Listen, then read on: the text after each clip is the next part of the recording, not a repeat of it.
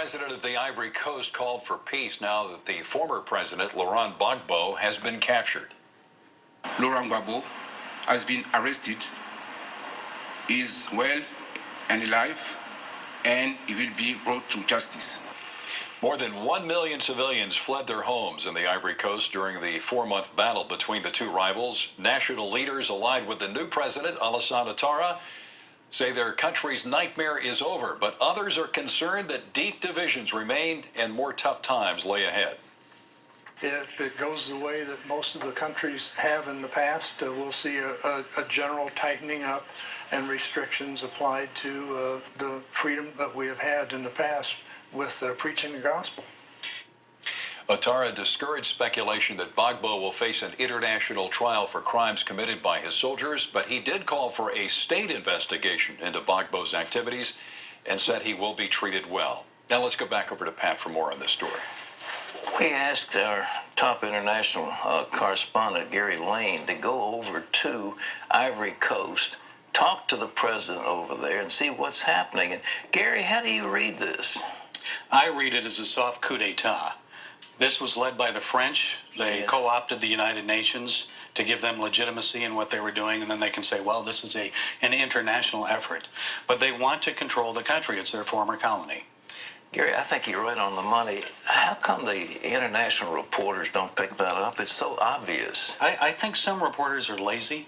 And what they will do is just take whatever is spoon-fed to them. So the French, the United Nations hand them a release. They have press conferences at the Gulf Hotel, and they go and cover it. They can say they've done their job. They have the cameras there, and they don't really dig deeper. Well, they call him a strong man, like he's some kind of a, Libya Gaddafi type of leader. He's not. There's no comparison. And I even heard one cable network news reporter say that he was the self-appointed president.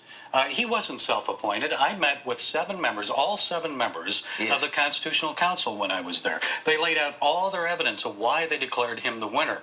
And they only they have the authority to swear him in. Who swore Ouattara in? Was it the UN, the French? We still don't know. How was he sworn in? You met with every member of that Constitutional Council. All 7 members. And they all, to a man, said that he is the president. They said it was a fraudulent election. There were at least 500 polling stations that had no votes in the north recorded for Gbagbo, even though he had poll workers there that would have voted for him. It was fraud on a massive scale. They threw out about 500,000 votes and declared Gbagbo the winner. Well, but nobody has come back and said we ought to have a recount. There's been no demand for a recount. No, there hasn't, because this was planned well in advance. It was determined by the French. They got the United States involved in the United Nations. They've been after Gbagbo for many years, long before he was president, because he is pro-Ivory Coast. He doesn't want to see the French continue to dominate that country. Did you know that 50% of their exports, the profits of those, go to the French? The French control their currency. It's like they're still a colony. Gbagbo said, enough already. We need more of this money for the people of Ivory Coast. The French stood up to him, and they had more troops than he did. He's a sacrificial lamb. We got some clown up at the New York Times contacting me. See, did you know about the human rights abuses, and how did you defended him, and how did you do it, on what basis? And I said, on the basis of your reporting. What evidence is there of Gbagbo's human rights abuses? They've said this in the past. There have been these claims. You discredit him so you can call him a strong man, a human rights abuser, then you're justified in getting rid of him. But if they put him on trial, then Alassane Ouattara needs also to be put on trial, because there was a slaughter, a massacre of 800 people in the western part of that country just last month. People were burned alive, and I have it on video in my blog. You can go to my blog at cbnnews.com, Global Lane, and look at it and see that. That's evidence. So if he puts him on trial, then what about Ouattara? Well, ladies and gentlemen, you heard it here. This man is the sacrificial lamb for French hegemony. I've been over in Africa, and I've seen a French operative at work, and when you go to France, you leave your hotel room, they'll search your baggage, and they'll do all kinds of things. They're so interested in finding out what we're doing.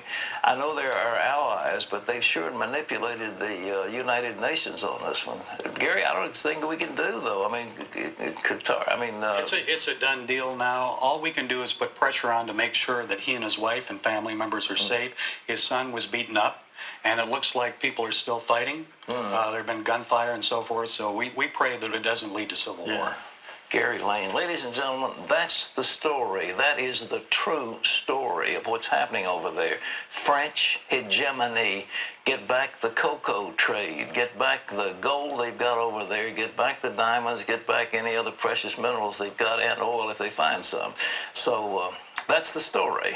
And don't believe what you read in the paper, including the Wall Street Journal, which I think the world of. They've been sucked in along with the rest of them. Well,